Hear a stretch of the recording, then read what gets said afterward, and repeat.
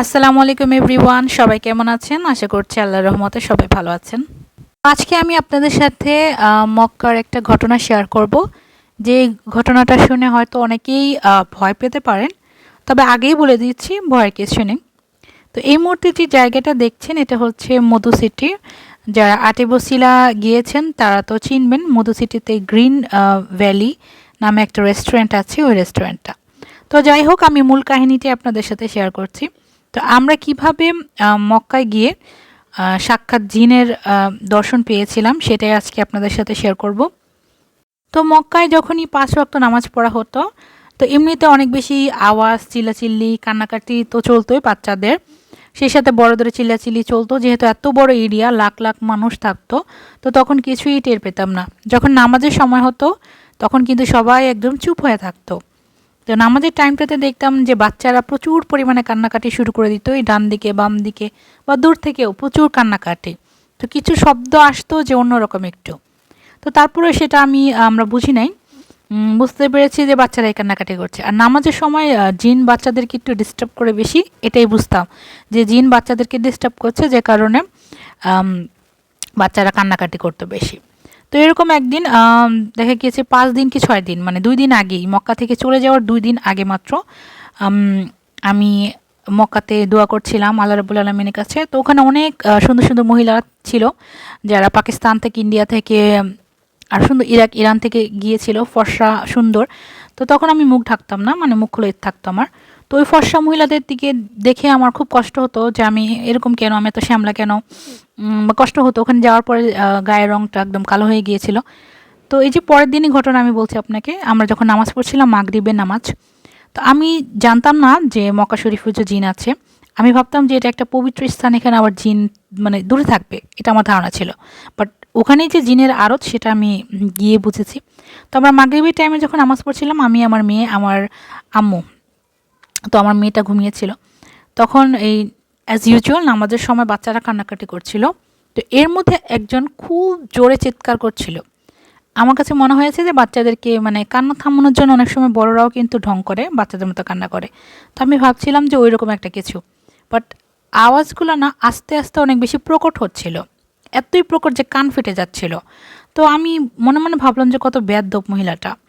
মানে আওয়াজটা আমি বলছি আপনাদের, অপেরা হাউসে যে মহিলারা চিৎকার করে গান গায় না অপেরা হাউসগুলোতে, ওই রকম। তো নামাজ যথারীতি শেষ হলো, আমি আম্মুকে বললাম, আম্মু দেখো কি অবস্থা, এভাবে কেউ বাচ্চাদেরকে ইয়া করে নাকি। এর মধ্যে দেখলাম আমার পিছনে অনেক বেশি ভিড়। তো আমি তাকালাম এবং আমার মা কিছু বলেনি আমাকে, জানে যে ভয় পাবো। গিয়ে দেখলাম যে একটা মহিলা চিৎকার করছে। তো মহিলাটা এত ফর্সা, এত সুন্দর, মানে বিদেশি মহিলা, উনি চিৎকার করছিল এবং ভয়ঙ্করভাবে মুখ, হাত পা নাড়ছিল, সবাইকে মেরে ফেলবে এমন একটা ভাব করছিল। কিন্তু উনি ওনার সিটেই বসা ছিল, নামাজ পড়ছিল। তো তখন আমি জানতে পারলাম যে জিন ধরেছে মহিলাকে, এবং নামাজের মাঝখানেই ধরেছে জিন। তো আমি তো ভয় পেয়ে গেলাম। সবাই বলছে মহিলাটা অনেক সুন্দর, এই কারণে জিনে আসর করেছে। তো আল্লাহর কাছে শুকরিয়া আদায় করলাম যে আল্লাহ রাব্বুল আলামিন এত সুন্দর হয়নি যে আমাকে জিনে ধরবে। তো আমার উত্তর তো আমি পেয়ে গিয়েছি। তো এরপর সবাই বলছিল যে কিভাবে জিন থেকে রক্ষা পাওয়া যায়, কারণ এরপর থেকে আমি আর মক্কা যেতে চাচ্ছিলাম না। তো সবাই বলে দিচ্ছিল জিন থেকে রক্ষা পাওয়ার একটাই উপায় হচ্ছে বেশি বেশি নবীজির উপরে দরুদ পড়া, মানে সাল্লাল্লাহু আলাইহি ওয়াসাল্লাম, এটা পড়া, আসসালাতু আসসালামু আলাইকা রাসূলুল্লাহ, এটা পড়লে জিন সবচেয়ে বেশি কষ্ট পায়। আপনার ৩ কুল পড়তে পারেন। আপনি মক্কায় ঢোকার আগে অবশ্যই ৩ কুল পড়বেন। তারপরে সূরা দুরূদ পড়বেন, দুরূদ শরীফটা পড়বেন। এটা চেয়েও বেশি ইম্পর্টেন্ট হচ্ছে নবীজির উপরে সালাম প্রদান করা। ওখানে আমাদের সাথে যত মহিলাগণ ছিল, ওই মহিলাটাকে যে জিনে আসর করেছে, এবং ওনার চেহারা সুরত কিন্তু পাল্টায় একদম লাল হয়ে গিয়েছে, মনে হচ্ছে শরীরে লাল লাল কী যেন হয়ে গিয়েছে। তো আমি অনেক ভয় পেয়েছিলাম এটা দেখার পর।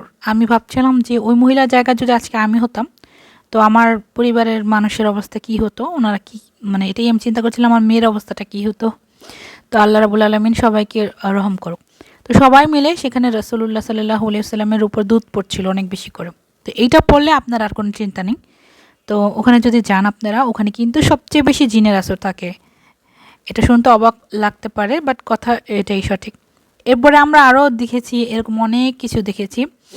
ওখানে গেলে আপনি বুঝতে পারবেন, আমার কথা আপনাকে বিশ্বাস হয়তো নাও লাগতে পারে। বাট ওমরা, হজ, আল্লাহ নিয়ে, আমি নবীজিকে নিয়ে আমি কখনোই একটি শব্দ মিথ্যা বলতে পারবো না। তো ওখানে জিন আমরা দেখেছি, আবাবিল পাখি দেখেছি, ফেরেশতাদের দেখেছি, ফেরেশতাদের মতো অনেকটাই আবাবিল পাখি উড়তে দেখেছি উপরে দিয়ে।